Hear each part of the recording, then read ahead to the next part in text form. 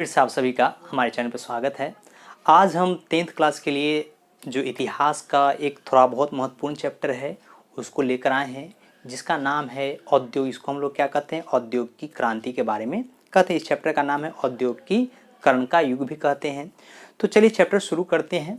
देखते हैं, इस चैप्टर का नाम है अर्थव्यवस्था और आजीविका। अर्थव्यवस्था, आजीविका और औद्योगिकीकरण का युग है। क्या है? औद्योगिकीकरण का युग है। यही दोनों मिलकर क्या है? यही दोनों मिलकर क्या है? औद्योगिकीकरण की क्या करती है? शुरुआत करती है। तो देखते हैं क्या है। कहता है, पहले समझते हैं अर्थव्यवस्था। जैसे हमें हमारे देश को कहा जाता है कि यह क्या है? कृषि प्रधान देश है। मतलब क्या है कि यहाँ की जो अर्थव्यवस्था है वो कैसी है? तो कृषि पर निर्भर होने वाली व्यवस्था है। तो देखते, कहता है किसी भी राष्ट्र में, कहता है किसी भी राष्ट्र में आर्थिक उपार्जन विभिन्न मानवीय क्रियाओं के द्वारा किया जाता है। मतलब हर देश में क्या है कि हर देश के जो पैसे की जो उपज है, जो पैसे के लिए जो पैसा जहाँ से आएगा उसके लिए क्या है कि मानव, जो वहाँ के जो लोग हैं वह अलग अलग कार्यों में क्या होते हैं? लगे होते हैं।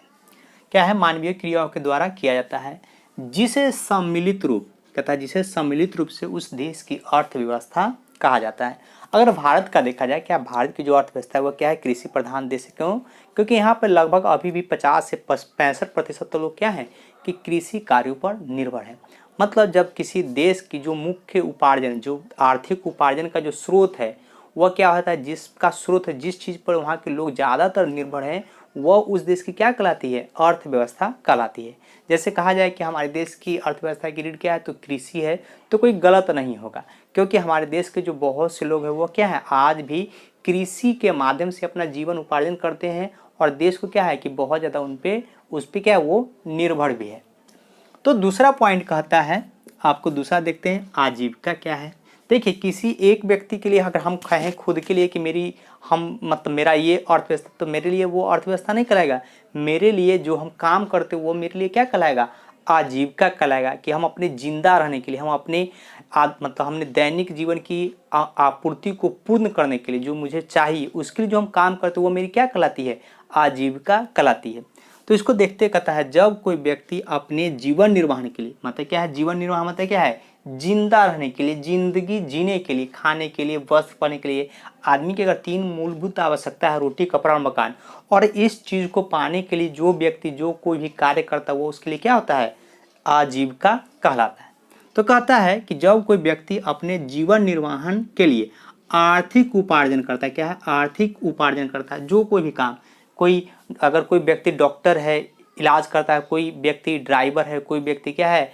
ट्रांसपोर्ट में काम करता है, कोई सब्जी बेचता है, कोई मतलब जो कोई भी काम करता है वह उसके लिए क्या है? आर्थिक उपार्जन जो भी करता है, मतलब पैसा कमाने के लिए, चाहे अपनी इच्छा, मतलब अपने लिए, मतलब भोजन, कपड़ा और वस्त्र के लिए जो भी कार्य करता है उससे उस व्यक्ति को क्या कहा सकता है? जो व्यक्ति वो करता है वो उसकी क्या है? आजीविका। क्या है? आजीविका कहा जाता है या आजीविका कहलाता है।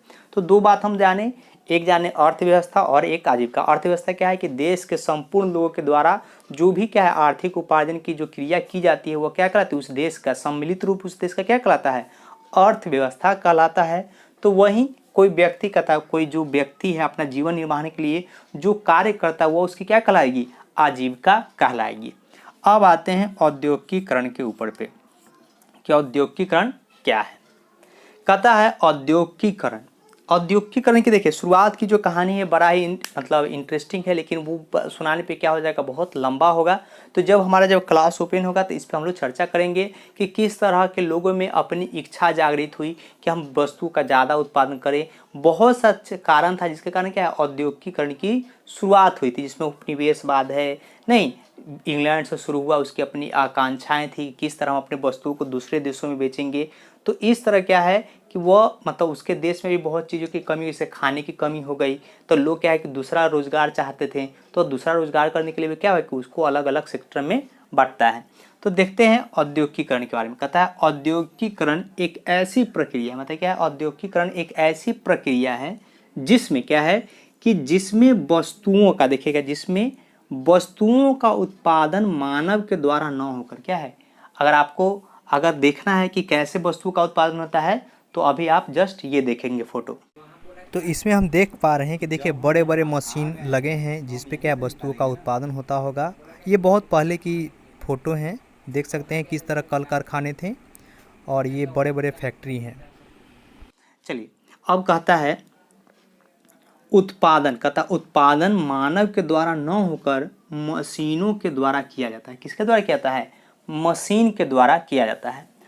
वस्तुओं का उत्पादन बड़े पैमाने पर किया जाता है। क्या है? वस्तुओं का उत्पादन क्या है? बड़े पैमाने पर किया जाता है, उसे ही औद्योगिकीकरण कहते हैं।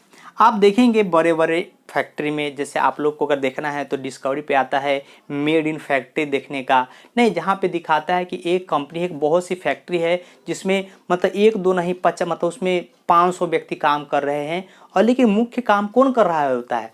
तो जो फैक्ट्री के जो मशीन होते हैं वो काम कर रही होती है, क्योंकि मशीन थकती नहीं है, वह निरंतर क्या है, वस्तुओं का उत्पादन करती ही रहती है। वस्तुओं का जैसे आप देखिएगा, जैसे चिप्स का है तो एक दिन में 50-60 हज़ार चिप्स क्या है मतलब पैकेट बन रहा है। चीनी का उत्पादन चीनी जैसा हो रहा है। मोटरसाइकिल का एक एक दिन में एक एक फैक्ट्री 50-50 हज़ार गाड़ी का उत्पादन करती है। एक मिनट में मतलब 1 मिनट में 42 गाड़ी का उत्पादन करती है। तो यह क्या है? यह मशीन के द्वारा ही संभव है। तो इसका प्रक्रिया एक बार ये डिफिनीशन याद रखेंगे। ये डिफिनीशन क्या है आपके लिए? वेरी वेरी इंपॉर्टेंट है आपके लिए। तो कहता है औद्योगिकीकरण, कहता है औद्योगिकीकरण ऐसी प्रक्रिया है जिसमें वस्तुओं का उत्पादन क्या होता है कि बड़े पैमाने पर किया जाता है, वो भी किसके बिना? मानव के सहायता, बिना मानव के बिना सहायता क्यों क्या है, बहुत बड़े पैमाने पर किया जाता है। और इसे ही क्या कहते हैं? औद्योगिकीकरण कहते हैं। और इन वस्तुओं को क्या है, इन वस्तुओं को खपत कराने के लिए, मतलब इन वस्तुओं जो हम उत्पादन कर दिए हैं उसको बेचने के लिए, उसको हमें एक्सपोर्ट करने के लिए हमें क्या है, बहुत बड़ी मार्केट की आवश्यकता होती है, बहुत बड़े बाजार की आवश्यकता होती है। इसको इस तरह समझ सकिएगा कि जैसे चाइना को देखिए, अभी जो चाइना का चल रहा है, तो चाइना क्या है कि अपने देश में बहुत सी वस्तुओं का उत्पादन करती है, और अपनी वस्तुओं को जो इतना ज़्यादा मात्रा में वस्तुओं का उत्पादन करती है उसको खपत के लिए क्या चाहिए, अन्य देशों में उसको बहुत ही सस्ता दाम पर बेचती है। इसका देखेंगे कि इसके तरह ड्रॉबैक भी है, बहुत सा चीज़ है, इस पर चर्चा करेंगे। अब जो है कहता है औद्योगिक क्रांति का अर्थ। देखिए क्रांति का अर्थ अगर हम देखेंगे, क्रांति का अर्थ जब इस समय जब हो रहा था तो क्रांति का अर्थ क्या होता था? खून खराबा राजनीतिक रूप से आप देखेंगे भारत में, नहीं स्वतंत्रता की क्रांति, नहीं नस्लवाद की क्रांति, यूरोप मतलब रसिया की क्रांति। तो वह इस तरह का क्रांति नहीं था कि इसमें लोग क्या है इकट्ठा होकर किसी चीज़ का विरोध करते थे या किसी मतलब भाषण देते थे, ऐसा ये क्रांति नहीं था। यह क्रांति क्या था कि इसको वर्गहीन भी कहा जाता है, वर्गहीन क्रांति। ये क्या थे? वैज्ञानिक लोगों ने क्या किया, वैज्ञानिक लोगों ने मिलकर नए नए संयंत्र मतलब क्या नए नए आविष्कार किए, जिससे लोगों को क्या है, जिससे लोगों को ज़्यादा से ज़्यादा लाभ हो सके। और उसे ही कहता है, उसी को ही क्या है कि लोगों ने व्यापारिक दृष्टि से इस्तेमाल किया, उसको थोड़ा सा मॉडिफाइड करके अपने रूप में इस्तेमाल किया। सोचिए जब भाप का इंजन बना था तो उसमें कोई सोचा था कि इससे रेलगाड़ी चलेगा?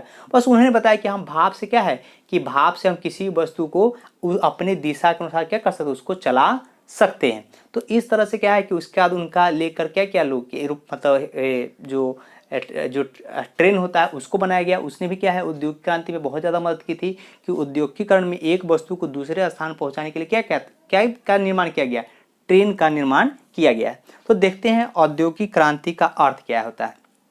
इसमें जानेंगे कि किस तरह क्रांति हुआ। इसमें कोई मतलब मार का टाइप का चीज़ ऐसा नहीं हुआ था।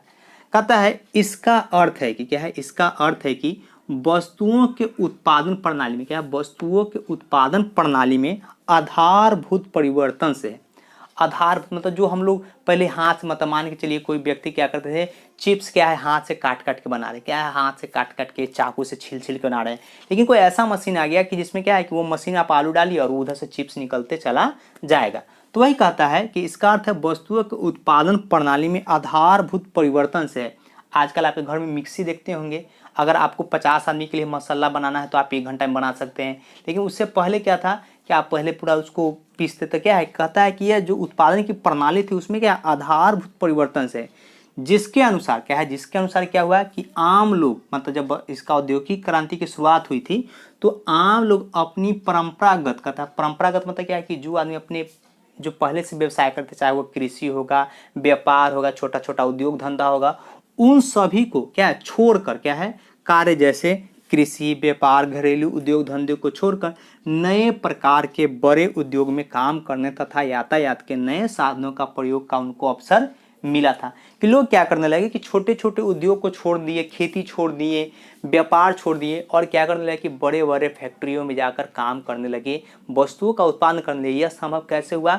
तो यातायात की सुविधा ने इसे और भी क्या किया, सुलभ बना दिया। क्या था? यातायात की सुविधा ने इसे सुलभ बना दिया था। यह बहुत ही इंपॉर्टेंट है आप लोग के लिए, इसको नोट डाउन करेंगे। कहता है विश्व में औद्योगिक क्रांति की शुरुआत कब हुई थी? तो 1750 में थी। क्या थी? विश्व में औद्योगिक क्रांति की शुरुआत 1750 में के बाद हुई थी, जिसमें इंग्लैंड में क्या था, सूती वस्त्र का था, सूती वस्त्र उद्योग से हुआ था। आप पढ़ेंगे थोड़ा बहुत देखेंगे कि फ्लाइंग शटल है, कुछ आविष्कार किया गया था, जिसने क्या, उसमें बहुत सा आविष्कार के बारे में है, हम लोग चर्चा करेंगे ही। थोड़ा बहुत आपको वीडियो के माध्यम से भी उसको दिखाएंगे किस तरह वस्तुओं का उत्पादन हुआ था। जैसे फोर्ड गाड़ी का निर्माण, फोर्ड गाड़ी एक दिन में 35 हज़ार गाड़ी का निर्माण कर रही थी, किस तरह उन्होंने निर्माण किया, ये भी चीज़ जानेंगे। इसके बाद हमको ये भी जानना है कि औद्योगिकीकरण का क्या कारण था जिसके कारण औद्योगिक क्रांति की शुरुआत इंग्लैंड में ही हुई है।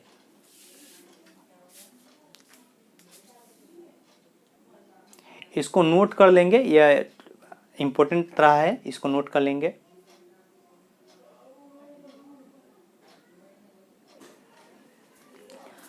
अब कहता है इंग्लैंड में औद्योगिकीकरण होने के क्या कारण थे, मतलब इंग्लैंड में औद्योगिकीकरण की शुरुआत क्यों हुई थी। तो देखिए पहला चीज कहता है कि इंग्लैंड में क्या था कि नए नए मशीनों का आविष्कार हो रहा था, जिसमें क्या था, स्प्रिंग फ्रेम था, स्प्रिंग जेनी था, पावर लूम था, वाष्प इंजन था, सेफ्टी लैम्प था। इन सभी ने क्या किया कि वहाँ पे उद्योग को बढ़ाने में क्या किया, बहुत ज़्यादा मदद किया था। कि अगर आपके पास एक तरह सिंपल सा चीज़ समझ जाइए, अगर आपके पास एक ट्रैक्टर आ जाए तो आप क्या कर सकते हैं, आप बहुत जल्दी अपने जो खेत का जो प्रोडक्शन है, जो उत्पादन है, वो क्या कर सकते हैं, साधारण तरह से बढ़ा सकते हैं।